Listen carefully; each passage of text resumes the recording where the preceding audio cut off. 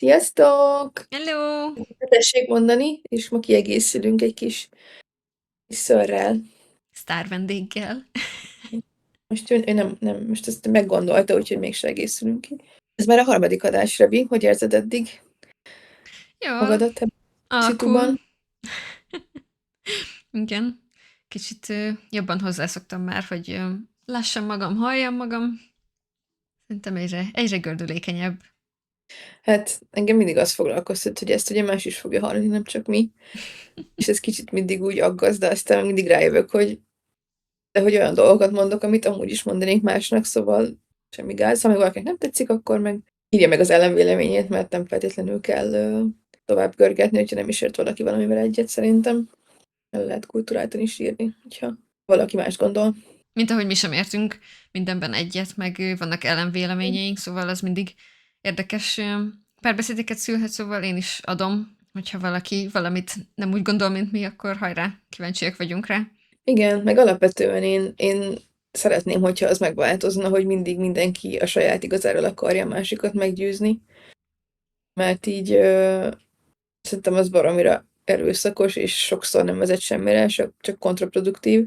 És viszont sokszor nagyon is félreértik az emberek azt, hogy te valamit elmagyarázol, hogy ez miért logikus, és magára veszi, és te azt hiszi, hogy te a saját igazságodról akarod meggyőzni, de nem, csak így felvezolod, hogy van egy sokkal egyszerűbb módja, van egy kevésbé bántó módja a dolgoknak, hogyha mondjuk kommunikációról beszélünk.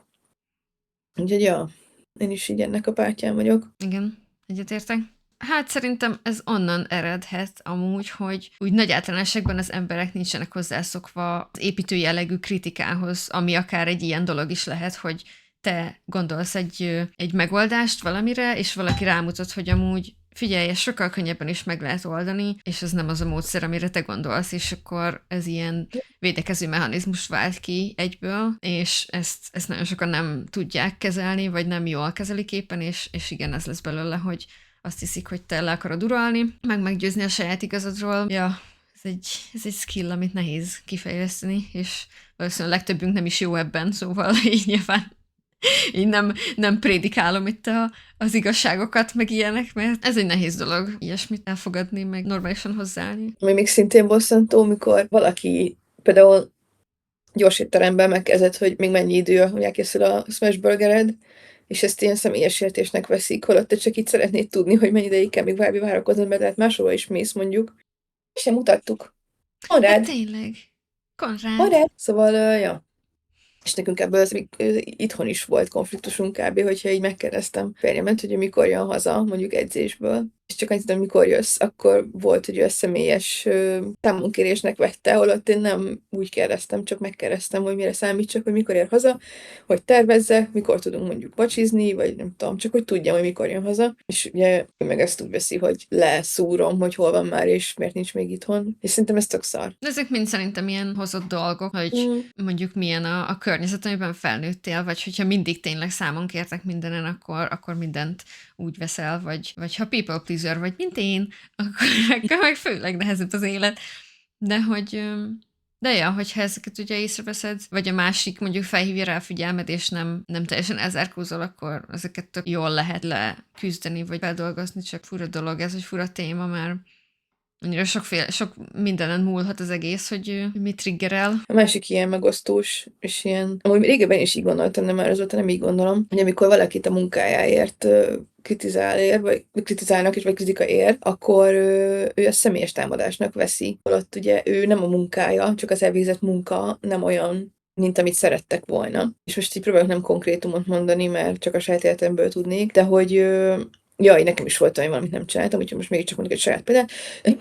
Nem úgy csináltam, hogy kellett volna, és teljesen rosszul éreztem magam. És akkor már nem is tudom, hogy az akkori vezetőm, vagy egy másik kollégám mondta, hogy de hát ez nem engem minősít, hanem azt a dolgot, amit nem úgy viteleztem ki, ahogy kellett volna. És igazából ez nem az, hogy én mekkora szarember vagyok, hanem hogy ezt nem úgy csináltam, ahogy szerették volna, és ezen kell változtatni, és lehet kell még dolgozni rajta, és akkor oké lesz. Szóval szerintem ez is tök fontos, és akkor erre szokták mondani, hogy de hát, hogy az elvégzett munka az nem te vagy, de hogy így de másik oldalon meg mert azt te tetted bele azt a munkaidőt, az energiát, a minden, és hogy ezért is esik szarul, szóval így nem tudjuk annyira külön választani ezt szerintem. Hát amúgy egyetértek, szóval te végezted el azt a munkát, szóval akarva akaratlanul kapcsolódsz hozzá, vagy a sajátodnak érzed, és a te saját, nem achievement, csak hát ja, a saját feladatod, és nyilván, hogyha valaki azt mondja, hogy nem jó, meg nem az, amire vágytak, nem éri el azt a standardet, amit a cég igényel például, akkor nyilván arról te tehetsz, mert a te feladatod volt azt elvégezni jól, de ugyanakkor nyilván ennek van egy határa.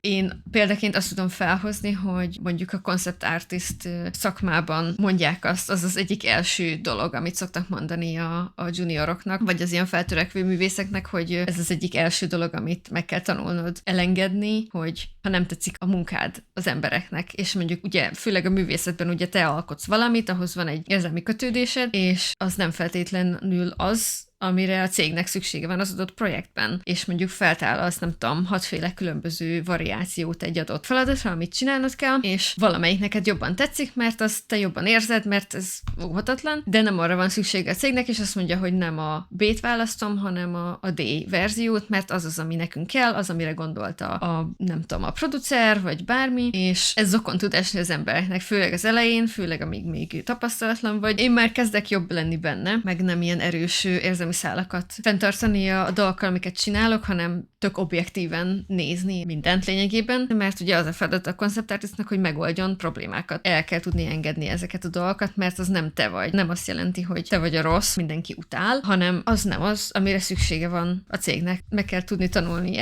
vonatkoztatni magadat, mint személy, mint entitás a munkától, amit elvégzel, és az ugyanúgy igaz arra, amit te csinálsz, hogy az nem te vagy. Az csak a munka, amit elvégzel.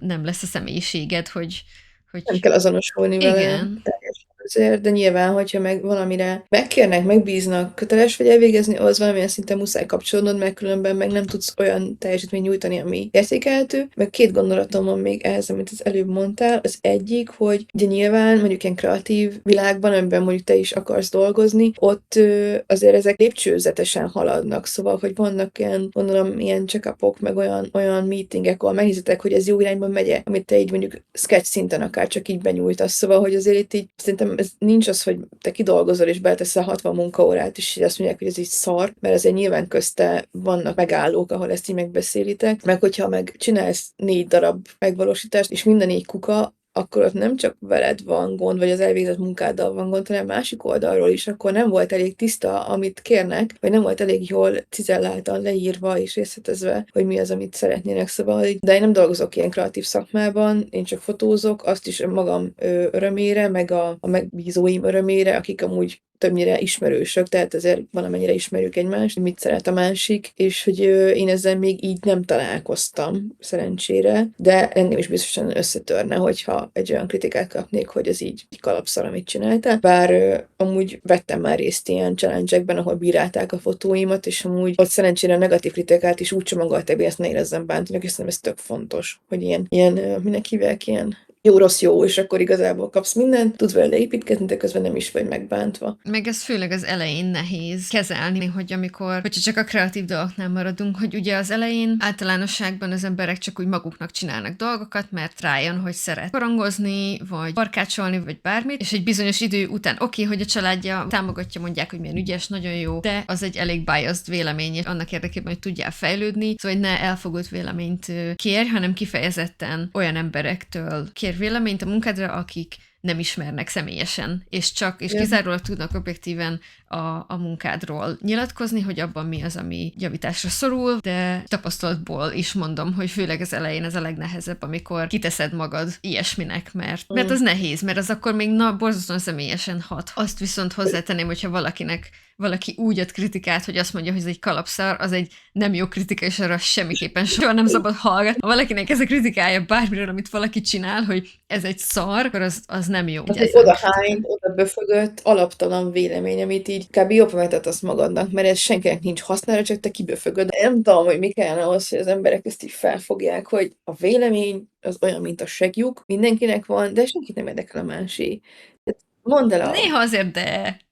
szóban, barátnődnek, vagy írjátok le Messenger egymásnak, vagy nem tudom, de hogy nyilvánosan nem fikázunk. Tehát nincs értelme. Én nem szeretem ezt a fajta trollkodást, amikor tényleg kb. Csak így valaki átcsatornázza a saját frusztrációját, meg a saját irítségét, meg a negatív érzéseit kommentekbe, mert ez senkinek nem jó. Csak neked, mert megkönnyíted magadat, hogy így kipöfögsz tényleg egy ilyen valamit. De ugyanakkor meg nem is segít. Én nem tudom elképzelni, hogy ez valakinek segít, és egy ilyen outlet lehet a frusztrációjára, hogy ő az interneten mindenki alá oda kommentál, hogy milyen ronda vagy, milyen öregnek nézel ki, mert egyrészt a személyeskedés az így, azt hagyjuk, szóval az nincs létjogosultsága az ilyen párbeszédekben. Nem lesz jobb neked sem, meg a másiknak se. Tehát, hogy én még így nem tudom azt a szituációt elképzelni, hogy így valaki oda kommentál egy kezdő podcast alá mondjuk, hogy úristen lányok, ezt hogy gondoltátok, mi a fasz, ez így nem nézhető, stb. És így, hát te jobban fogod magad érezni? Attól, hogy... meg a saját nyomorod.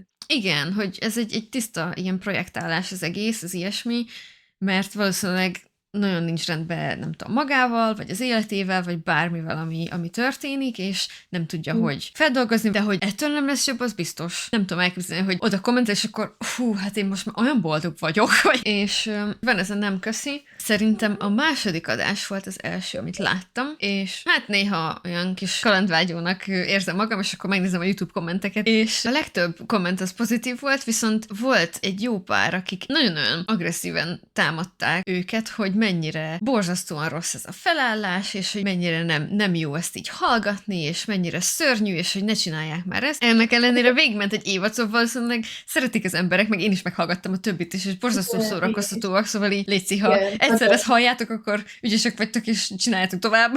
Szóval, hogy még az ilyen helyeken is megfordulnak az ilyen borzasztó frusztrált emberek, és muszáj az asztalt verve kinyilatkoztatni a véleményüket, hogy nekik ez annyira nem tetszik, és hogy léci, hagyjátok abba. Pedig az internet egy akkora hely, és minden elfér, szóval így van olyan dolog, ami nem tetszik neked, akkor keresd olyat, ami igen. És attól függetlenül még ott van a helye ennek is, ami nem feltétlenül a te ízlésed, vagy a te érdeklődési köröd, mert nyilván elég, hát olyan női orientált az összes topik, amikről szoktak beszélni, de ugyanakkor van létjogosultsága. Igen, meg pont ezért jó, hogyha szerintem elsőek ezt meghallgatják, mert lehet, hogy új nézőpontot kapnak ezáltal, meg olyan dolgokat hallanak, amit eddig nem hallottak, mondjuk. Ja. Hát szerintem elkezdhetünk beszélni a mormon feleségekről. Nekem nagyon-nagyon friss, mert most néztem meg, egy órával ezelőtt néztem meg a 2 részt. Ez most az 5., 6. rész, igen, ugye? Konkrétan ezzel is kezdődik egyből az egész, hogy Whitney kilépett a csoportból, és nem szólt senkinek, csak kilépett a mamtokos csoportból, azt átkerül meg kikövette őket, igen, átkerül nem hivatalosan a csoport vezetése Demihez, mert megbeszélték, hogy Taylort annyira nem érdekli ez az egész, Whitney ugye MIA, úgyhogy nem kell valaki, akiben van kis energia, meg össze tudja fogni a csapatot. Aztán volt egy divorce party Leilának, mert elvált, most már hivatalosan, nagyon örültek neki a lányok, megjelent ott Whitney, volt nagy dráma, aztán volt egy kis balhé. Hát Macy Taylor Dakota háromszögben volt egy kis balhézás, egy fotózáson, utána megpróbálták megbeszélni a dolgokat, de abból csak még nagyobb balhé lett, de inkább Taylor és Dakota között, úgyhogy ott nagyon így kieleződött ez a Taylor nem akar férhez menni még kérdés. Azt hiszem itt lett vége az 5. résznek. A 6. átcsapva, ott még mindig Whitney egy ilyen sértődött gyerek szerepében tetszeleg. Hát azt várja, hogy mindenki keresse és kérdezgessék, hogy van, és hogy ő senki nem keresi, és senki nem hívta fel, szóval nagyon ilyen main karakter szindróm, az ugye még mindig játszik. Számomra meglepő módon Jessie-nek volt plastikai műtétje, ugye? Vagy Deminek? Meglepő módon? Látod meg azt a nőt? Nem úgy, hanem hogy ugye elvileg plastikáztatni sem lehet, szóval, hogy és boobjabja is volt, meg ilyenek. Vagy de... Lehet, most már hülye vagyok. Szerintem ezt így nem jelentették ki kategórikusan. Akkor lehet csak összekevertem ezzel hogy mit lehet és mit nem. És hogy azért járnak botoxoltatni is, hogy ugye betépjenek a nevetőgázzal, minden. Na jó, akkor mindegy.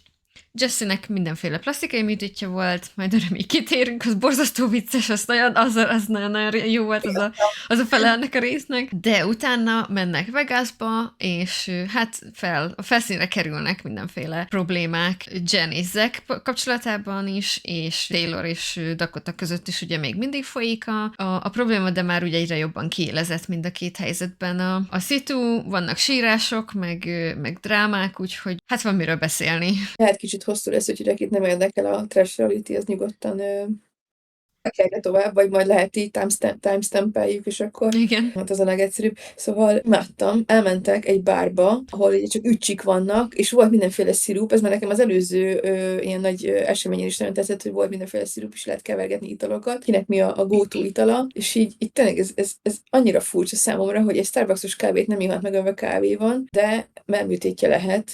Én csak ehhez fűzném hozzá, hogy és ilyen 30-40 ounces dolgokat, szóval ilyen 1-1,5 litereket isznak meg ezekből, és mondta Léla is, hogy ő heti 7 napból 6-szor iszik ilyen 44 ounce-t, amit most kiszámoltam, és 1300 milliliter. De ott állítólag, ezt valahol olvastam, már nem is tudom, hogy hol, hogy így Utahban, meg Coloradóban is így tökre az megy, hogy minden atom cukros, és kb. Ez ilyen alapdolog, hogy így, hogy valakihez mész, akkor visz egy csomó cukros fánkot, meg üdítőt, meg mit tudom én. Nem az, hogy tessék, itt van, főztem neked egy kis, nem tudom, valami csőben sült csirkét, vagy bármit, hanem akkor nézd, itt van 12 cukros fán, és így nagyon, nagyon durva a cukorfüggőségük. Hát az biztos.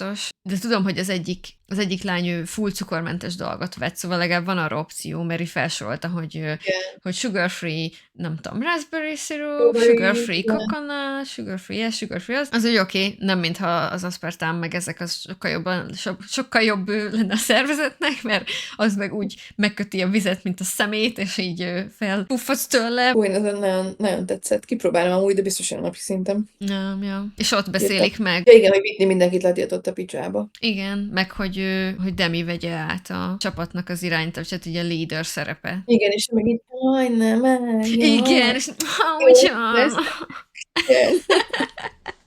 Ja, áthívták a Taylort, meg a extragos fasziát, ilyen babafelkészített a filmről, teljesen legit módon egy másik házban történt, ahol van újszülött, és így a kezébe nyomták, hogy akkor tessék, akkor pelenkázba megcsinálj neki egy battle-t, tászert, és hát szegény srác így nem nagyon tudta, hogy mit hova kell tenni.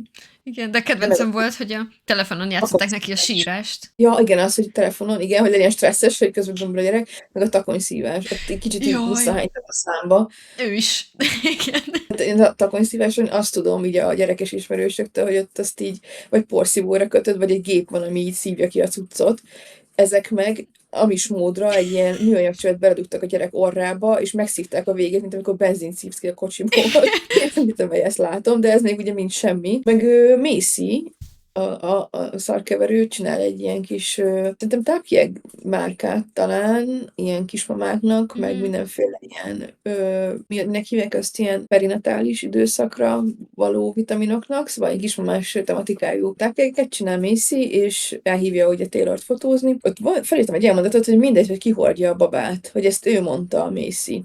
És ugye ez egy nagyon vallásos közeg, nagyon patriarchális jellegű, és ilyen tételmondatokat amúgy részről beletesznek, és kimondatnak velük, vagy maguktól is lehet, hogy ezt gondolják, mert amúgy ők azért is jöttek létre, hogy szakítsanak ezekkel az ilyen nagyon sztereotipikus, hagyományos, konzervatív szemléletű felfogással, hogy mindegy, hogy kihordja a babát. Igen, mert hogy egy meleg pár látott, vagy velük beszélt, és hogy nekik volt a baby mama, aki igen. ugye a béranya. Igen, köszönöm. És hogy őt nevezték így, és hogy erről lett lényegében a márkának a neve, és hogy ez mennyire jó, meg nem tudom, és igen, azon én is így felkaptam a fejem, hogy így hoppá, hát itt így haladás van a korral, kérem. Igen, tehát hogy nyilván nem ez a szuper woke felfogás, de hogy amúgy meg egy tök jó hozzáállást közvetítenek, szerintem ez nagyon, nagyon jó. Igen, egy lépés a jelen világ felé, meg a jövő felé. Én felírtam egy pár dolgot, például Whitneyről, amiket ott előad, az így annyira így tökéletes antagonistát csináltak belőle, szóval ilyen antihőst. Na, igen. Őt nem lehet szeretni, mert valószínűleg ilyen is a személyisége, de még valószínűleg még ebben rá is erősítenek. Ez direkt, szerintem ő alapból egy borzalmas személyiségű valaki lehet, amit így látok belőle, de szerintem ezt így adják is alá, azt a szerepet rendesen. Biztos. De hogy ilyenek, hogy biztos azért tették ki azt a képet, hogy elmentek együtt festéket locsolgatni, hogy majd én azt lássam, és akkor, hogy én majd mit gondolok, és ezek az ilyen kombinálások, hogy nem minden körülötted forog, öcsém. Whitney szerintem meg van győződve, hogy saját ilyen gravitációs mezeje van, és igazából ő a középpont, és mindenki igazából csak egy kering körülötte, és hogyha ő nincs, akkor csak úgy a légüres térben vannak. De ezt csak ugye ő hiszi, tehát hogy amúgy volt ez a csapatépítő jellegű ilyen festékfújásos, dorbézolós, rombolós kis parti, és ott a nevét sem nagyon említették meg. Annyi történt, hogy felfújták a falra azt, hogy bitch, amiről mindenki Whitneyre asszociált. Igen, de hogy ezt feltételezi, hogy minden ébren lévő pillanatukat azzal töltik, hogy vele mi van, és hogy lehetne vele kiszúrni. És Senki oda nem ment hozzá, hogy jaj, ne haragudj, miért léptél ki a csoportchatből, miért nem szeretsz már minket, miért hagytál itt bennünket? igen, ez Vagy- rettentő zokon esik neki, hogy senkit nem érdekel. És valószínűleg ezért fáj neki ennyire, és ezért támad mindenkit, mert ha szembesítik a saját hibáival, meg hiányosságaival, az nagyon tud fájni az embereknek, és ugye ez az ilyen úgymond természetes reakció a legtöbb embertől, nyilván tőlem is ez lenne, hogy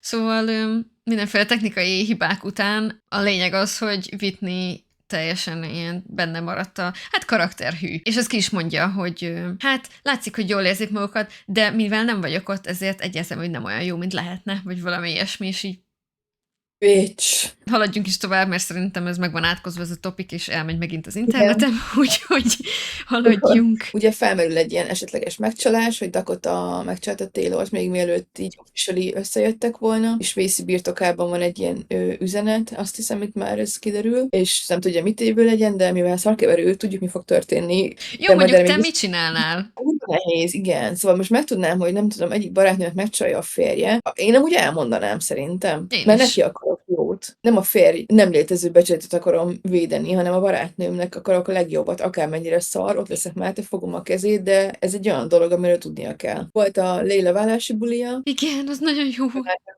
nem Mrs. Leila valaki, hanem már csak Miss Leila valaki. Konkrétan a tematika egy temetés volt, mert hogy eltemették ugye a férjezet nevét. Ez fantasztikus szerintem. Volt szerintem, és konkrétan volt egy ravatal, pap, egy üres koporsó, ott a régi neve, és bevonult Léla ilyen temetési ruhában. De így ilyen, fátyollal, meg minden igen. nagyon jó volt. Úgyhogy ezt megünnepelték, és akkor odahívtak, az nagyon-nagyon szánalmas volt, odahívtak valami ismerőst, valamelyik férnek az ismerősét, hogy nézd, a Joe, Ő nézd, is itt vettem. single.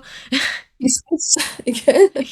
Azt felírtam, hogy ez atomszánalmas volt, és nem tudom, hogy neked miért tesznek bele. De nem is az volt a fénypontja annak az estének, hanem hogy ugye Whitney is megjelent úgymond hivatlanul, vagy úgy ilyen nagy belépővel, és Jessit hívta félre, hogy mégis miért mondja azt, vagy miért mondta azt Demi, hogy amúgy mindenki látja, hogy ő csak így, tudom, így recycle-öli a barátait kb. És mindig valakivel jóba van, aztán amikor már nincs rá szüksége, akkor eldobja, és megy a következőhöz, és akkor mégis mi ez, mert hogy ez neki zokon esett, Tehát ezt csinálja. és Jessie meg mindent, azt nagyon értékeltem, ott ő mindent, kb. Elhadar neki, így esélye sincsen szóhoz jutnia, és elmond mindent, hogy igen, mindenki ezt mondja, és így gondolja, hogy csak cserélgeted az embereidet, vagy az embereket magad körül, éppen akire szükséged van, akivel az első részben, vagy a másodikban jobb volt, azzal már nem is áll szóba azóta, meg mindenkit kibeszél a háta mögött, mindenféle információt ugye továbbad abba a pillanatban, hogy megkapja, és hogy ez senkinek nem tetszik, és senki nem bízik benne. És ő kezd el sírni Whitney, hogy hát most miért mondod ezt, és hogy akkor miért bánt engem mindenki, és ez nem is így van, és utána külön a kamerába ez az interjús setup, mert ugye egy narrálják magukat konkrétan így a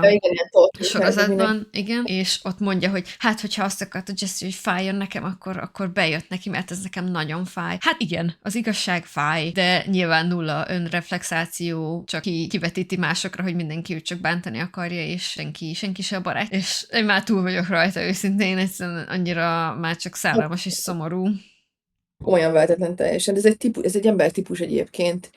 És veled beszéltük, vagy Tomival beszéltük, hogy mindenki életében van ilyen típusú ember? Velem Legalább szerintem nem még. De egyetértek, szóval igen, mindig van, aki viktimizálja magát, és ő csak így a körülmények áldozata, szörnyű, igen. És mindig dráma van körülötte, és mindig róla szól minden, Igen. és őt kell fátyolgatni. Taylor mindjárt szül, de ugye tudja, hogy van valami beef a barátnője Macy és Dakota között, mert Macy ugye kardoskodik a Dakota ellen, hogy hát nem kéne vele összeházasodni, ez elölődik a a beef Dakota meg Macy között, és Taylor próbálja őket kicsit közelebb hozni egymáshoz azzal, hogy áthívja Macy-t, hogy akkor, na most akkor beszéltek meg mindent, és akkor legyen végre béke. De ugye Macy tud dolgokat, amivel nyilván megvádolja a srácot, Dakotát, Taylor is nyilván ezt így nem tudja hova tenni. Itt szülés előtt vagyunk kb. 4 héttel, kicsit stresszes az időszak számára szegénynek. Alapból is rossz a viszonyuk kettőjüknek, mert ugye ott van Igen. az alapfeszkó, hogy ő még nem akar férjhez menni, a Dakota meg mindenképpen el akarja már venni, mert hogy az elvárás a mormon egyháznál, igen, de ő még nagyon nem kész rá, mert nem bízik meg benne teljesen, ugye ilyen előzetes dolgokat megtudunk igazából, hogy amikor még csak elkezdtek éppen ismerkedni, akkor azt hazudta Dakota, hogy a haverjainál tölti az estét, de végül kiderült, hogy amúgy egy lánnyal volt, valamiért nem képes látni, hogy ez miért probléma, és nem képes elfogadni, hogy Taylornak ez trust issue-kat okoz egyértelműen, és teljesen jogosan. Egyszerűen nem hajlandó ezt így elfogadni, hanem így visszacsapja Taylorra, hogy ő nem akarja ezt az egészet, és ő aktívan szabotálja az ő kapcsolatukat, szóval abszolút ilyen victim blaming van, meg Ilyen birtoklás, meg a felelősséget nem vállalja fel, és tehát itt terápia kéne, nem házasság, őszintén. igen, csak így szállnak a red flagek. Igen. Igen, és végül is ezzel ért véget az 5. rész. A legfontosabb, és a számomra legjobban tetsző dolog abban a részben az volt, hogy Jessie-nek ugye fodrásztalanja van, és az összes lány átvonul hozzá hajat csináltatni. Imádom, akarom, nekem is legyen, utálok hajat mosni, úgyhogy nagyon jó lenne, hogyha legalább a családunkban lévő fodrász itt lakna a környéken, és ő meg tudná mosni a hajamat. Nagyon szuper, ez egy álom lehet amúgy. És mennyire jó ilyen csajos program, hogy átmentek, hajaskodtok. Remélem egyszer a jövőben fogunk egy városban létezni 3-an, és Meg mennyire jó ilyen csajos program, hogy utána elmennek moktélozni, meg festegetni, mindenki lefesti a kis punciát, és hogy mindenki elnevezi. Nagyon-nagyon ilyen kis pozitív lányos program, tényleg ilyen Igen. realityben mindig felteszik az ilyeneket, mert mindig a Too Hot to Handle-ben van ilyen, hogy kapcsolódjunk önmagunkhoz, és akkor mindenki fesse le, amit gondol, hogy mi van odalent. Ilyen program volt most. Igen, ez nap nagyon-nagyon funnak tűnt. A kedvencem az volt benne, hogy Leilának lefestette ő is a kis punciát, és már nem tudom, hogy nevezte el, de mondta, hogy yeah, there she is, she's very cute, but she's not really know what she's supposed to do, mert ugye az első, vagy a második részben kiderül, hogy neki még sosem volt orgazmusa, és ez így annyira hű így a sztorihoz, annyira olyan kis őszinte, és erre így szükség van szerintem, hogy van ilyen, előfordul sajnos. Meg ez megint egy olyan téma, amit így tökre jól beemelnek ide, így most a melegek gyerekvállalása mellett megint egy olyan téma, ami tök fontos szerintem. Meg a punci felvarrás is szerintem, az is hasznos, hogy érdekes volt. De mi? Vagy Jessie? Melyik őjük volt? Mindig összekeverem őket szegényeken. De mi a barna hajú, Jessie szőke hajú. De az arcuk annyira egyforma az én fejemben, vagy az én szememnek, hogy tök mindegy, milyen a hajuk, összekeverem őket. De mindegy, szóval, hogy Jessie-nek punci felvarrása volt, nem tudom mi a megnevezésre. Én direkt felírtam, ez a lébiaplaszti. Tehát, hogy a nagy ajkakat formázták, vagy a kis ajkakat formázták meg. Kicsit, igen, mert ugye szült 2-szer, és van, akinek galmassága így visszajön az ajkaknak szülés után, de neki úgy maradt, és hogy nem tud kényelmesen jóganacit hordani, meg nem érzi, hát jól magát, mert olyan kicsit ilyen salátás a szitu. Ja, ez így tökre egy létező probléma, ez abszolút nem tabu, ilyen van, hál' van rá megoldás, mert elhiszem, hogy ad olyan önbizalom hiányt, pláne, hogyha valaki ugye ennyire figyel a kinézetére, és elhiszem, hogy ez egy nagy nehézség, úgyhogy ja, go Jessie. Igen. Én pont ezen gondolkoztam, hogy milyen jó, hogy ezt megteheti amúgy. Hát az meg a másik. Tehát, hogy így szerintem így, már csak abba belegondolsz, hogy hányan élnek 6 számmal nagyobb mellel, mint ami kényelmes lenne, és sokan azt se tudják megműtetni maguknak. Nem tudom, hogy miért, mondjuk a TB itthon például támogatja, azt tudom. Pont láttam TikTokon egy csajszit, aki magyar is megcsináltatta, és mondta, hogy sokkal jobban érzi magát. Tök jó, hogy ezt megcsináltatta, és nekem nem tetszett, hogy Demi vitt neki tulipánt. Tulips for your tulips. Igen, az nagyon jó, nagyon találó. Igen. Persze ott is volt egy kis pironkodás, de kicsit úgy halad. De letolta a bugyit Jessie, és akkor mindenki megcsodálta az új ajkait, úgyhogy ez nagyon aranyos volt szerintem. Már nem biztos, hogy én ezt így mutogatnám, de ez mindenki egyéni dolga, hogy ezt így mit vállal be, mit nem. You do you. Volt egy kis Taylor hiszti, átment az anyukájához, Taylor, és akkor itt amúgy látszik is, hogy megy az anyja házába, tehát ki van írva, hogy az anyuka ház, szóval külön laknak. Igen, az csak az én hibám volt. Igen, és akkor megint hisztiznek, és hogy ő nem tudja, mit évő legyen, és az anyukája hívta fel a pasiát, hogy amúgy nektek ezt rendbe kell tenni, ezt meg kell beszélni, ez így tovább nem mehet rá, és elharagudsz, hány éves vagy? 10, de megint ott tartunk, hogy így nincs leválva anyukáról, és ott fogja a szoknyáját, de már a harmadik gyerekét várja. Szóval amúgy nagyon, nem tudom, nem látok bele nyilván egyáltalán semmilyen szinten, de hogy ott olyan dolgok lehetnek nyilván anyuka oldaláról is, ami nem oké. Viszont ilyenkor mindig eszembe jut, hogy hol van az a másik két gyerek? Mert oké, van akinek szerintem pont az ő gyerekeinek a fejét nem mutatják sosem. Az Whitney-ét mutatják, de gondolom, ő nem járult hozzá, hogy mutassák, és erre tudok gondolni egyedül, hogy valószínűleg ő nem járult hozzá, hogy benne legyenek, és akkor így direkt ugye olyan szituációk vannak csak, amit ugye nem, amiben nem vesznek részt, csak ugye elég hülyén hat így, hogy mindig ugye ezt pufogtatják, hogy két gyerek, meg nem tudom, meg a harmadikat várja, de közben meg úgy is tesznek néha így a szituációban, mintha ez lenne az első gyerek, és úristen, hát most szülni fogsz, hát.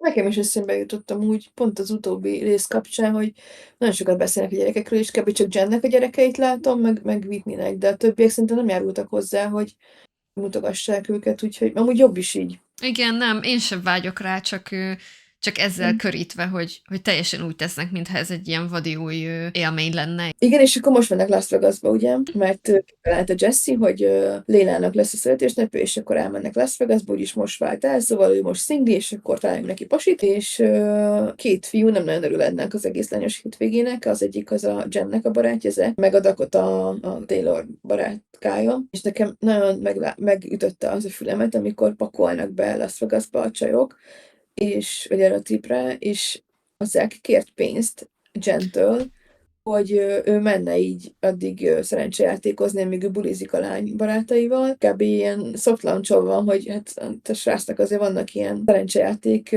függéssel problémái. Igen, ezt mondja Jen is, mert kérdezi a producer a Talking Head résznél, hogy ez előrendben van-e, hogy esetleg beszéljenek erről, és mondta Jen, hogy persze beszélnek róla, csak akkor is olyan formában, hogyha nem az jön le, hogy ő függő. Nem tudom, hogy azért, mert csak hogy nehogy felmerüljön a gyanú, mert ugye hát nem lehetne amúgy azt hiszem a mormonoknak ez sem. Ez pont ugye az a család, a Jennéki, akik ilyen nagyon-nagyon durván mormonok. És ugye ennek ellenére mégis ott van ez, hogy hát ő azért ő menne játékterembe. És akkor végül Hanyu ad neki pénzt. Szóval ja, a két man-child az így duzzog, meg hogy ja, hát akkor így nagy lány vagy, azt sem hiszem, amit akarsz, de amúgy csak viccelek. Tehát így ezen is így forgattam én is a szememet. Meg ami viszont pozitív, hogy a Dakota ugye átmegy, mielőtt indulnak Las Vegasba, és fel van dúlva, mert Taylor ott hagyta, hogy akkor jó, elmentem, csá, nem érdekelsz. És Dakota átmegy Jennékhez, mert ők együtt mennek, mert Taylor már nem repült, mert annyira terhes, és de meg tudja fogalmazni az érzéseit. Nagyon próbálkozik, hogy nagyon finoman, óvatosan, asszertíven elmondja azt, hogy őt most mi nyomja. Azt én is felírtam, hogy egy férfi vagyok, és vannak ezek az ilyen nagy érzéseim, és nem tudom, hogy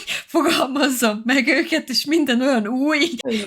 De legalább igen, próbálta, meg beszéltek, mit tudom én, akkor egy kicsit kibékültek arra a kis időre, de igen, rendszeresen fel van hozva a többi lány által, hogy Zach is, és Dakota is mennyire controlling, kifejezetten Zach, de Dakota is, de hogy Zach ő kifejezetten controlling Jennel szemben, és hogy hát aggódnak, és nyilván ez alatt a trip alatt ki is derül bőven, hogy még jobban kiéleződik ez a probléma. Néha az érzésem, hogy amúgy Jen is borzasztó konzervatív, és ilyen zsákafoltját szintű kapcsolat ez, de közben meg ott van az, hogy lehet, hogy csak azért, mert hogy ezek annyira elnyomja, hogy bele van kényszerítve abba, hogy ezeket tartsa fontosnak, és ezért blushing, meg mi az így pironkodik, amikor Léla kenegeti olajjal a táncos fiúknak a hasát. Kicsit ott azt éreztem, hogy ez ő önmaga, de a többi szituációban meg inkább az, hogy ja, Zach az, aki ugye nyomást gyakorol rá. Amúgy szerintem ez ennek a Last Day Saints egyháznak is ebbé jelmondata, hogy így abszolút másodlagos vagy te, mint nő. Másodszorban szerintem ő egyébként valószínűleg 23 vagy 4 éves. 2, ő sose élt önállóan, nem ismeri magát gyakorlatilag. 3, ő valószínűleg ilyen természet is egy kicsit, de ugye azért is ilyen, mert nem látott semmi más, tehát hogy ő nem élt más közegben, nem tapasztalt más, a vallás is nyomja, a faszia is nyomja, tehát hogy így rosszul vagyok ettől, és a saját ismerőseimnél is volt, mert láttam ilyet, és egyszerűen így ráüvöltöttem volna a fiú tagjára a párnak, hogy így amúgy te mi a faszt képzelsz? Csak ugye nem tehetem meg, nem szaladok bele más kapcsolatába. Ezt annak kell éreznie leginkább, aki benne van. Nyilván abúzus van, az más szint már, de hogyha így ő ennyire szeret ebbe így belesimulni, és így úgymond megadni magát az ilyen erősebb másik fél nyomásának, akkor az van, hogy ha eljut kellő önismeret minőttig, akkor lehet rájön, hogy amúgy egyrészt ez nem egészséges, kettő, rájön, hogy ki ő is amúgy mit szeretne. Igen, ez a Jen karakter kifejezetten olyan, akiről nem tudom ezt elképzelni, mert nem olyan erős a személyisége, mert ugye nem tudott úgy kifejlődni önállóan, hogy ő ki tudjon állni magáért teljes mellszélességgel, és mondjuk ott hagyja ezt az egészet. Meg ez a mondat, úristen, hogy igen, Zack néha kicsit controlling tud lenni, de senki nem szeret engem annyira, mint ő, és ez egy ilyen textbook, aki bele van trappelve egy ilyen szituációban, az mond ilyeneket, akit teljesen így manipuláltak, és teljesen így a hatás alatt van egy narcisztikus embernek, és így abszolút ez, hogy jaj, hát igen, néha amúgy megver, de nagyon szeret engem, kb. Ilyen, és így olyan jó apa. Igen. Mert nagyon felmegy a pumpa. Amúgy is nagyon magas az igazság, ezt te tudod, de hogy ilyenkor így megszólal bennem a harang, hogy így fuss bazd meg, tehát ezt így ne hagyd. Borzasztó rossz, mert igen, nekem is nagyon szívügyem a női jogok, és a... Female empowerment. Hát például igen, ilyen fontos dolog, amiről így szeretek is, meg szoktam is beszélni, ez borzasztó rossz ilyeneket lát, még így tényleg ilyen curated formában is, úgyhogy hát sajnálom, hogyha neki nem fog ez így összejönni. Igen, amúgy ilyenkor mindig az a másik gondolatom, hogy így magának választja. És ezzel persze magamat is felmentem, hogy szóljak az illetőnek, hogy amúgy bántam az a kapcsolatba ezt, de hogy amúgy még tényleg nem szóltunk bele más életébe. Ott vannak azok a női karakterek, akik ugye egyedül tolják, például Layla, Jessie is ugye egyedülálló volt egy darabig, Taylor is gyakorlatilag single mom. Szóval, hogy így egy tök erős háló van ott, vagy legalábbis úgy tűnik, hogy van egy ilyen női háló, amivel kapaszkodhatna, hogyha merné hagyni. Most nem akarok spoilerezni, de amúgy erről lesz majd szó így később a saját körükben is, hogy amúgy figyelj már, neked ez így biztos, hogy jó? Tényleg van az a pont, amikor már mondhatod, mert ugye pont a Vegasos résznél van ez, hogy teljesen kiakad az ura, hogy ők elmentek egy ilyen Chip and Dale klubba, ahol ők megnéztek egy show, bementek a backstage-be, és hogy képzelheti ezt, és hogy ez minden az ellen megy, mondja neki Zack a telefonba, amiért mi mormonok vagyunk, meg őbe hiszünk, és így ember, te ott vagy 5 kilométerre arrébb egy ilyen, minek hívják ezt, ilyen játékteremben. Igen, tehát, hogy így pontosan ugyanezt csinál, tehát ez a kettős mérce már megint. Hát az, hogy egy férfinek lehet, egy nőnek nem. De közben meg ott vannak tök jó ellenpéldák is, hogy például Deminek a férje, hogy ők beszélgettek erről, hogy téged ez zavar, hogy ott lesznek így férfi, és akkor I couldn't care less. Nyilván kell ehhez egy szintű bizalom, meg kommunikáció, de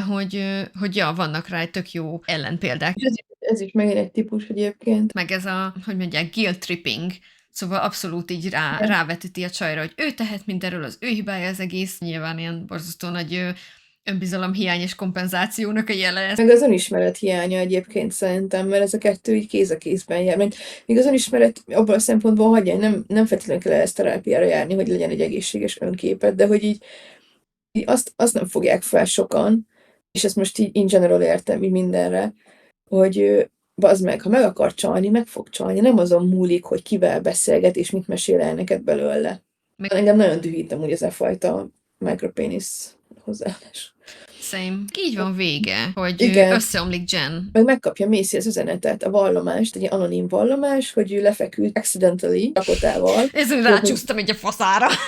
És hát nyilván Macy ezzel meg nem tudja, hogy mit kezdjen szegény, most elmondja, nem mondja, úgyhogy kb. Így ezzel ér véget, meg hogy Whitney, hogy róla is szót ejtsünk, kitalálja, hogy farmerkedni fog, és akkor így kb.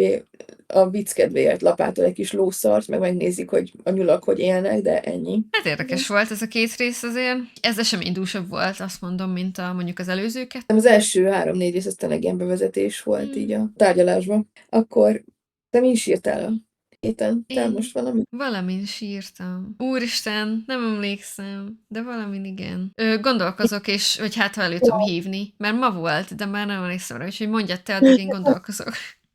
Én 2 dolgon sírtam, úgyhogy tudok helyetted is mondani.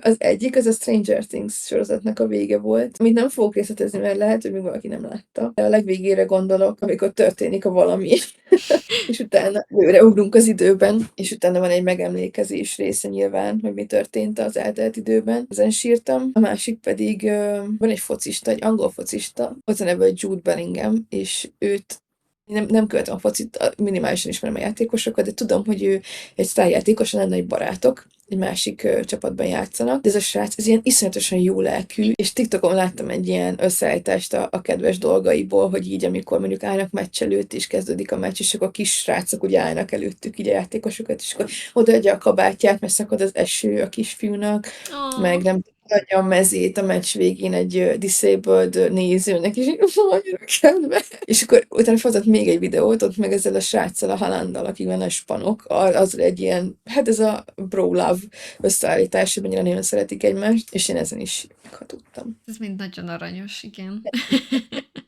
Úgyhogy én a kedvességen, meg a szereteten sírtam a héten. Hát ha úgy vesszük, én is, mert közben eszembe jutott, és igazából Ja. tegnap volt, nem ma, de az is a kedvesség és a szeretet, meg az önzetlenség volt, hogy megnéztem, vagy hát az egyik kedvenc étel témájú youtuberem az Dubi Duba, és Tina, és ők voltak most a családjával Indiában, vagy hát utaztak körben, és Delhiben kezdték, és ott csináltak egy talán 48 órás ilyen evő krúzt, vagy 100 lehet, nem tudom, hogy sok nap. És ott volt, hogy az egyik nap elmentek a Sikh templomba, meg így abba a közösségbe, és akkor ugye beszélgettek ott az emberekkel, megmutogatták nekik ezeket az ilyen óriási ilyen főzőedényeket, meg minden ilyesmit, mert ugye a Sikh vallás arról híres, hogy ők feltétel és mindenféle elvárás nélkül mindenkin segítenek, mindenkinek biztosítanak szállást, ételt, bármit, szóval ők az a közösség, akiket szerintem vannak ilyen hívószámaik, és itt is a UK-ben azt tudom, akiket fel lehet hívni, hogyha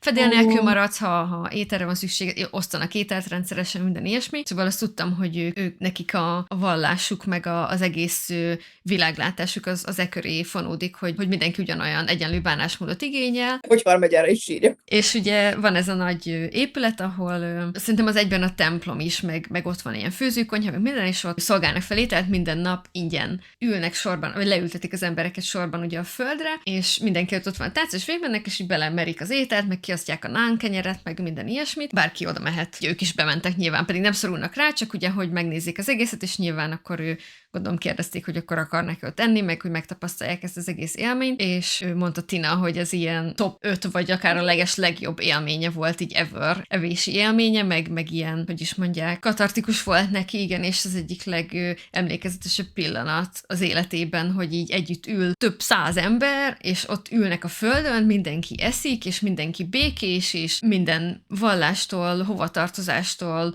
nemi, származási, mindentől függetlenül mindenki el van látva, és be van fogadva, és hogy ez milyen fantasztikus, és Ezen ez, sírtam. igen, úgyhogy én is a kedvességen és az emberi jóságon sírtam, és Ennél egy jót egy menzán, nem? Ahol így van, akkor lenne ugyanolyan az élmény. jó. És van-e valami olyan, amit szívesen ajánlanál másnak a héten?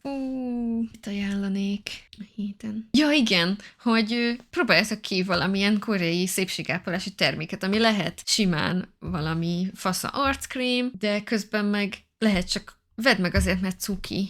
Mert annyira jó csomagolásaik vannak némelyik dolognak, és annyira szeretem, hogy tudsz találni olyan terméket, ami mindenmentes, és nem bassza szét a bőrödet, nincs benne illat, teljesen ilyen letisztult, kifinomult csomagolása van, meg az összetevői, meg minden ilyen teljesen luxus szintű termék, de át tud csapni nagyon könnyen olyanba, ami csak kibaszott aranyos, és nagyon-nagyon szép a csomagolása, és nagyon jó az illata, és nekem is vannak ilyen dolgaim, főleg ilyen kézkrémek, meg hasonlók, mert az arcomra nem igazán szeretek illatos dolgokat kenni, de nem tudok így ellenállni egy jó barack illatú kézkrémnek. Például itt van is egy ilyen, Ó, ez nagyon aranyos, ezt még nem is láttam. Lazy Jungle. A TK Maxx-ben találtam, ezeket nagyon szeretem, de ugyanakkor meg tényleg, ha csak simán jó minőségű, jó alapanyagból álló terméket szeretnél, akkor is ajánlom, hogy nézz utána. Az Inci Decoderen, ahogy én szeretem mondani, azon fent van a legtöbb dolognak az összetétele, meg tudod nézni, hogy van-e benne parfüm,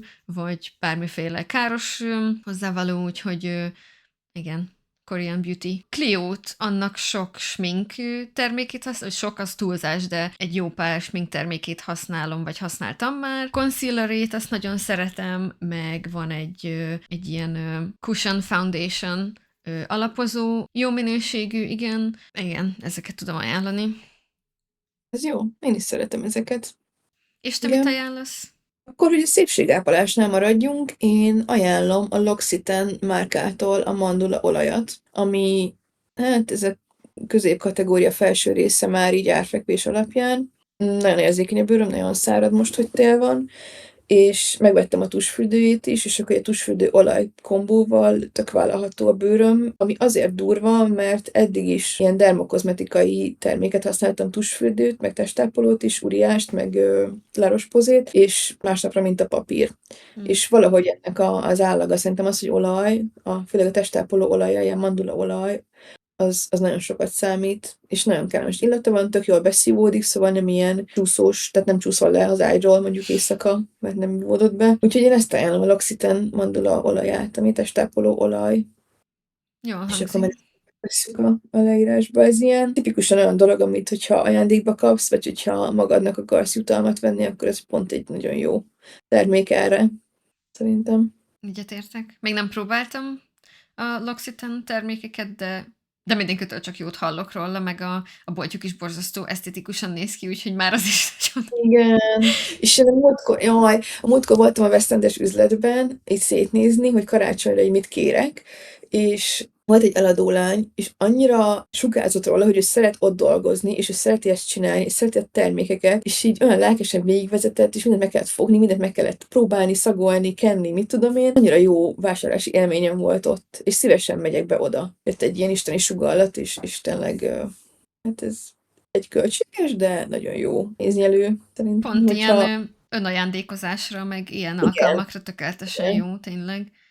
Szuper. ja.